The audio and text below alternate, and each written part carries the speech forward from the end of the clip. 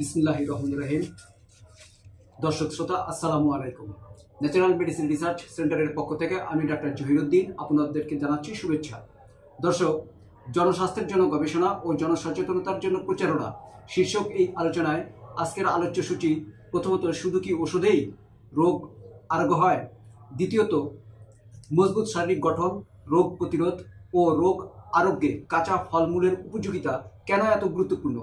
তৃতীয়ত, সর্দি, ঠান্ডা, কাশি, জ্বর, বদহজম আরোগ্যে এবং শারীরিক মানসিক স্মার্টনেসের জন্য আমাদের এই ন্যাচারাল মেডিসিন রিসার্চ সেন্টার এর গবেষণায় আপেল এর কিছু গুরুত্বপূর্ণ কার্যকারিতা নিয়ে আলোচনা করব। দর্শক শ্রোতা, প্রাণীদেহে রোগ প্রতিরোধ এবং রোগ আরোগ্যে প্রত্যেকটা টিস্যুর প্রতিটি সেল, বিশেষ করে স্টেম সেল এর ভূমিকা অত্যন্ত গুরুত্বপূর্ণ। স্টেম সেল শরীরের সকল সেল উৎপাদন করে, শরীরের সকল অঙ্গ প্রত্যঙ্গ গঠন করে। স্টেম সেল সকল টিস্যুর সকল সেলকে প্রপার পজিশনে থাকতে সহযোগিতা করে, রোগ প্রতিরোধ এবং রোগ আরোগ্যে মূল ভূমিকা পালন করে।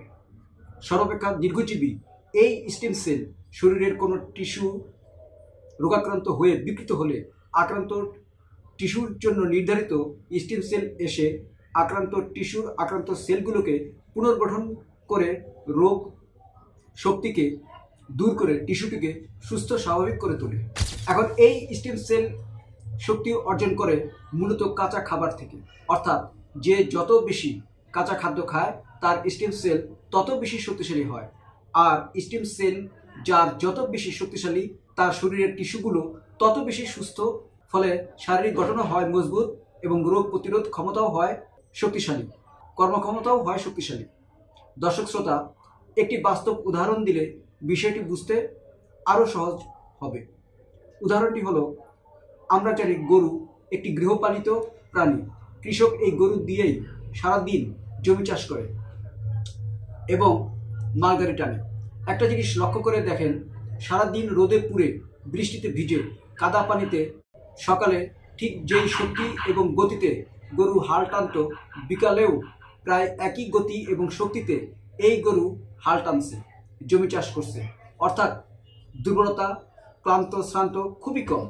গরুর রোগ ব্যাধি খুব একটা হয় না, হলেও অল্প ওষুধে আরোগ্য হয়। দর্শক শ্রোতা, এখন আসুন আমরা দেখি এই গরুর প্রধান খাদ্য অভ্যাস কী। মূলত কাঁচা ঘাস, কাঁচা লতা পাতাই গরুর প্রধান খাদ্য।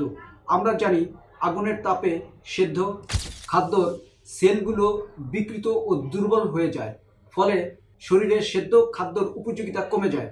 কিন্তু গরু যেহেতু কাঁচা ঘাস, লতা পাতা খায়, ফলে এই সকল কাঁচা খাদ্যের সেলগুলো অবিকৃত অবস্থায় পূর্ণ শক্তিতে গরুর পাকস্থলীতে প্রবেশ করে এবং নির্দিষ্ট প্রক্রিয়ায় এই শক্তি গরুর স্টেম সেলগুলোতে প্রবেশ করে, ফলে স্টেম সেল অত্যন্ত শক্তিশালী হয়ে ওঠে।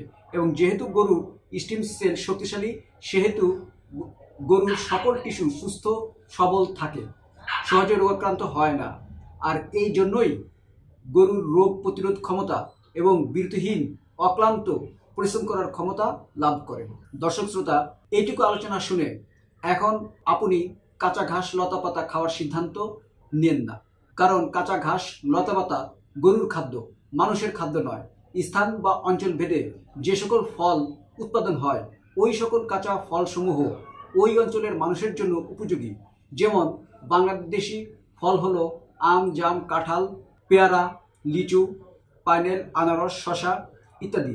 আমরা বাংলাদেশিরা যদি অন্তত একবেলা আমাদের দেশি কাঁচা ফলমূল খাই, তাহলে আমাদের স্টেম সেল শক্তিশালী হবে, রোগ প্রতিরোধ ক্ষমতা বৃদ্ধি পাবে, পরিশ্রম করার ক্ষমতা বৃদ্ধি পাবে, শারীরিক গঠনও মজবুত হবে। দর্শক শ্রোতা, এখন আসেন ঔষধ সেবন না করে শুধুমাত্র ফলমূল খেয়ে কিভাবে অ্যাকিউট ডিজিজ আরোগ্য করা যায়, এই প্রসঙ্গে আলোচনা করি। প্রসঙ্গক্রমে বলে রাখা দরকার, হোমিওপ্যাথি উচ্চ শক্তির ওষুধ ছাড়া ক্রনিক ডিজিজ বা স্থায়ী রোগ আরোগ্য হয় না। কিন্তু পক্ষান্তরে অ্যাকিউট ডিজিজ বা অস্থায়ী রোগ অনেক সময় বিনা ওষুধেই ভালো হয়। তবে রোগী যাতে কম কষ্টে, কম সময়ে আরোগ্য হয় এবং মৃত্যু ঝুঁকি এড়ানোর জন্য অ্যাকিউট ডিজিজের ক্ষেত্রে ওষুধ খেতে হয়। দর্শক শ্রোতা, আমরা আমাদের এই রিসার্চ সেন্টারে বেশ কিছু অ্যাকিউট ডিজিজ এর রোগীকে ওষুধ না দিয়ে শুধুমাত্র কাঁচা ফলমূল খাওয়ানোর মাধ্যমে অ্যাকিউট ডিজিজ আরোগ্য করতে সফল হয়েছি। আমাদের সঞ্চিত অভিজ্ঞতার মধ্যে শুধুমাত্র একটি অংশ এখানে উপস্থাপন করছি। অ্যাকিউট ডিজিজগুলোর মধ্যে সর্দি, ঠান্ডা, কাশি, জ্বর, বদহজম, কনস্টিপেশন বা সফট মোশন আমাদের বাংলাদেশে বেশি দেখা যায়। আপনার যদি সামান্যতেই ঠান্ডা লেগে যায়, একটু বৃষ্টিতে ভিজলে বা রোদে পুড়লে জ্বর ওঠে এবং একই সাথে বদহজম, কনস্টিপেশন বা সফট মোশন থাকে, অর্থাৎ বারবার জ্বর বা ঠান্ডা লাগার প্রবণতা থাকে, তাহলে প্রথমে আলগা লবণ খাওয়ার অভ্যাস থাকলে তা ত্যাগ করুন এবং একটানা 30 দিন একটি করে আপেল সকালে খান। খাওয়ার পূর্বে আপেলটি অবশ্যই কমপক্ষে 1.5 ঘন্টা পানিতে ভিজিয়ে ফরমালিন মুক্ত করে নেবেন। 30 দিন 30টি আপেল খাওয়ার পর ইনশাল্লাহ আপনার এই ঠান্ডা, জ্বর, বদহজম হওয়ার প্রবণতা আরোগ্য হবে।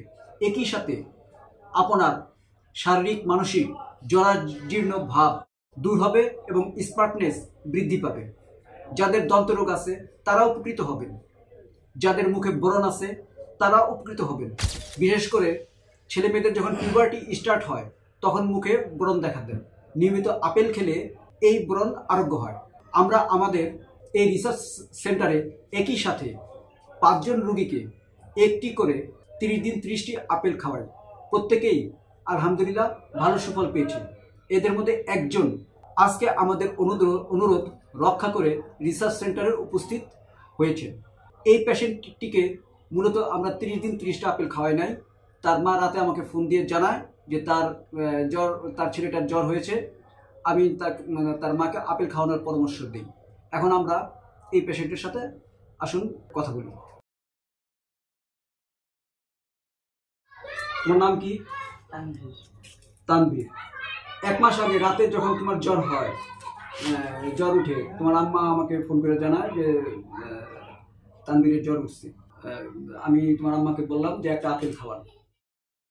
ওই আপেলটা খাওয়ার পর এরপর ঘটনাটা বলো তো দেখি তুমি। 1 মাস আগে আমার জ্বর উঠে, রাতবেলা আমি একটা আপেল খাই। আপেল খাওয়ার পর জ্বরটা কমে যায়, পর সকালবেলা উঠে একটা আপেল খাই। আলহামদুলিল্লাহ এখন পর্যন্ত জ্বরটা চলে গিয়েছে, এখন পর্যন্ত জ্বরটা আর আসেনি। 1 মাস পর্যন্ত আর জ্বর আসে না। আলহামদুলিল্লাহ। দর্শক শ্রোতা, আপেল খাওয়ার ক্ষেত্রে অবশ্যই কিছু সতর্কতা আছে। প্রথমত, যাদের ডায়াবেটিস আছে তারা আপনার নিকটস্থ ডাক্তারের পরামর্শ ছাড়া আপেল খাবেন না।